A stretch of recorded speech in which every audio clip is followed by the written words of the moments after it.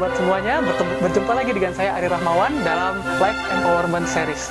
Dalam seri Life Empowerment ini, di seri ini kita nanti akan membahas tentang apa saja teknik-teknik yang dapat digunakan, yang dapat kita gunakan untuk membuat hidup kita, untuk membuat diri kita itu jauh lebih berdaya daripada sebelumnya. Nah, dalam episode 1 kali ini, kita akan membahas tentang banyak hal yang saat ini tuh sedang banyak sekali dibahas oleh banyak orang. Entah itu orangnya yang sedang berkarir, entah itu mereka pelajar, mahasiswa, entah itu mereka adalah seorang entrepreneur, semuanya saat ini sedang membahas tentang apa yang namanya passion. Mereka semuanya saat ini sedang mengenal yang namanya konsep baru, namanya passion. Dan saat ini banyak sekali orang yang mengartikan bahwa passion itu adalah sesuatu yang memang kita suka, sesuatu yang memang kita cintai.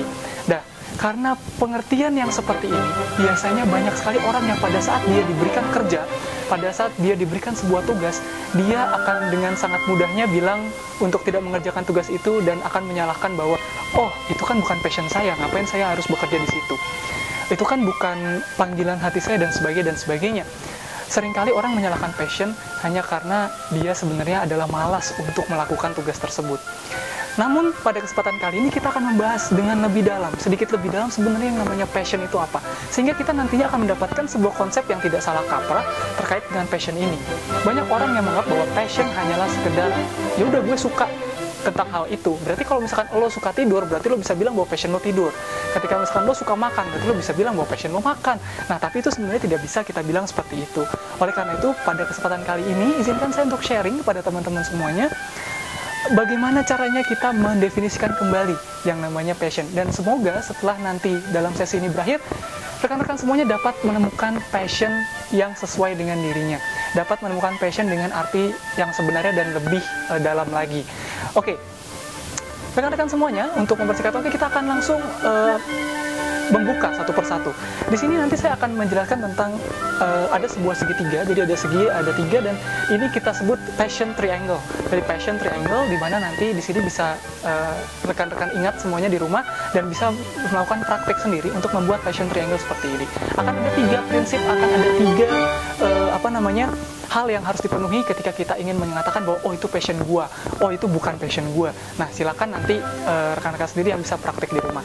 Yang pertama, ketika kita bicarakan passion, yang pertama adalah yang harus kita ketahui, passion itu berhubungan dengan prinsip yang utama adalah authentic. Yang pertama adalah authentic. Authentic adalah sebuah hal di mana itu merupakan, passion itu menunjukkan keaslian. Passion itu menunjukkan siapa diri kita. Passion itu menunjukkan itu adalah hal yang gue banget. It's authentic. Bagaimana caranya mengetahui apa sebenarnya autentik dari diri kita? Kita bisa mengetahuinya dari banyak hal sebenarnya. Ketika misalkan kita mungkin sedang pergi ke toko buku. Ketika kita sedang pergi ke toko buku, kita bisa lihat sebenarnya buku apa sih yang seringkali kita sedang baca.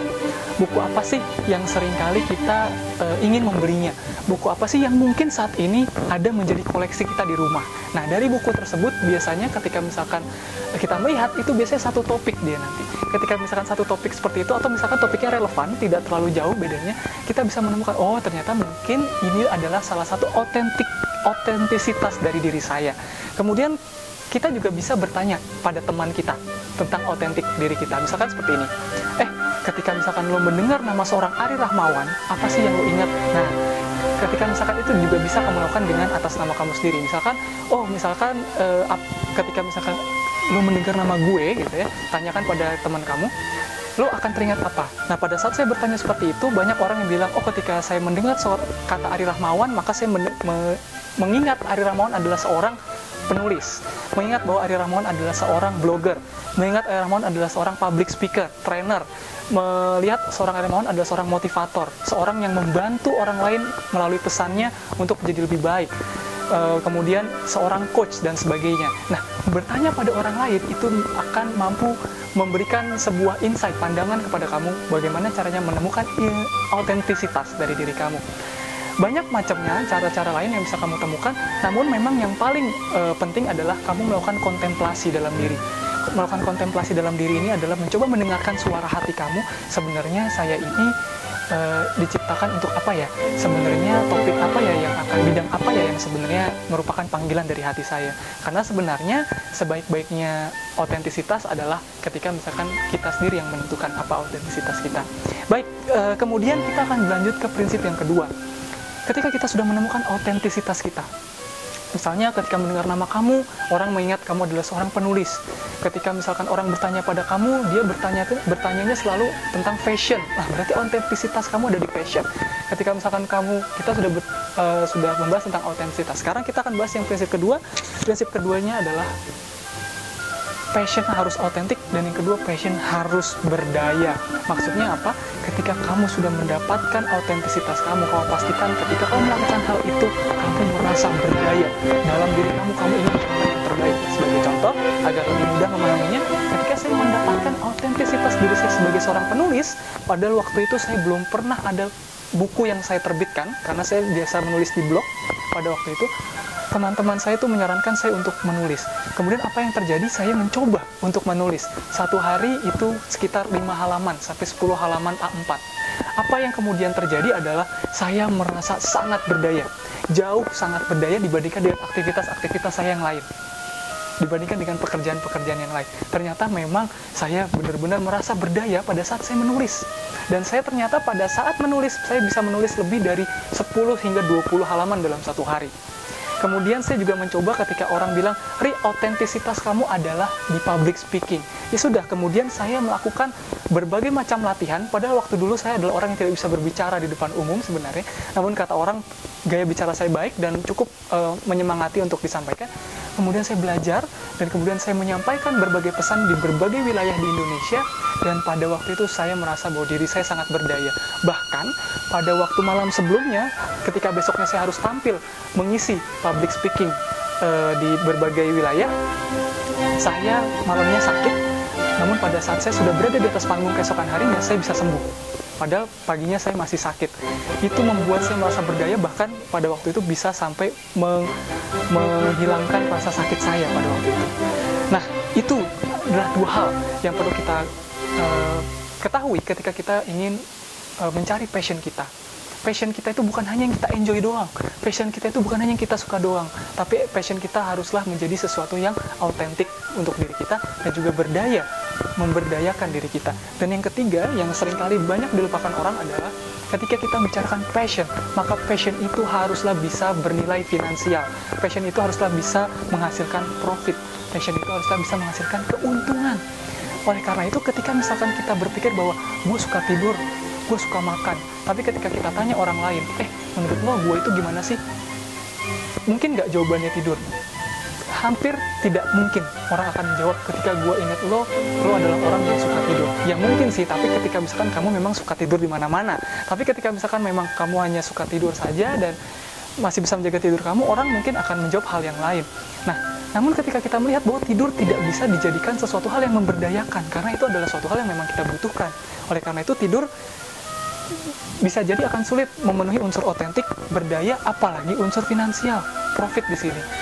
Tolong sampaikan kepada saya siapa orang yang tidurnya itu dibayar. Nah, ketika misalkan ada profesi yang tidurnya itu dibayar, mungkin itu menjadi suatu hal yang menarik gitu kan. Namun sekali lagi teman-teman semuanya, ketika kita sudah menemukan otentik diri kita, ketika saya sebenarnya sudah menemukan bahwa otentisitas saya adalah menulis, saya merasa berdaya bahwa saya itu suka menulis, dan saya merasa berdaya ketika saya menulis, maka tugas saya berikutnya memastikan bahwa menulis itu passion saya atau bukan.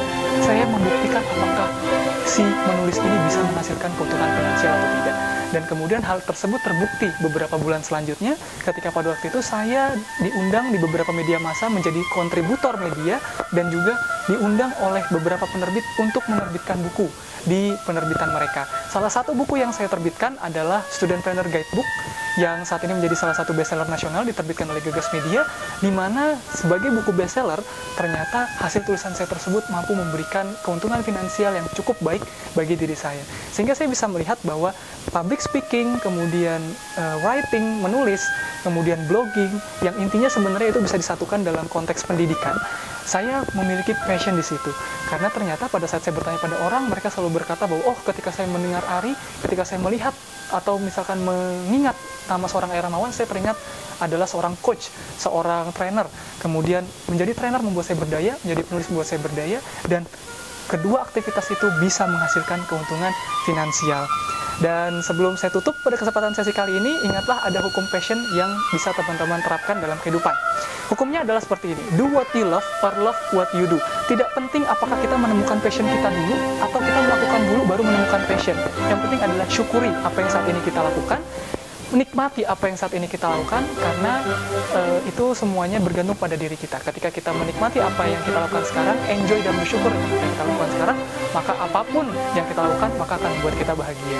Sekian dari saya episode 1 kali ini, mudah-mudahan bermanfaat. Sampai jumpa lagi. Assalamualaikum warahmatullahi wabarakatuh.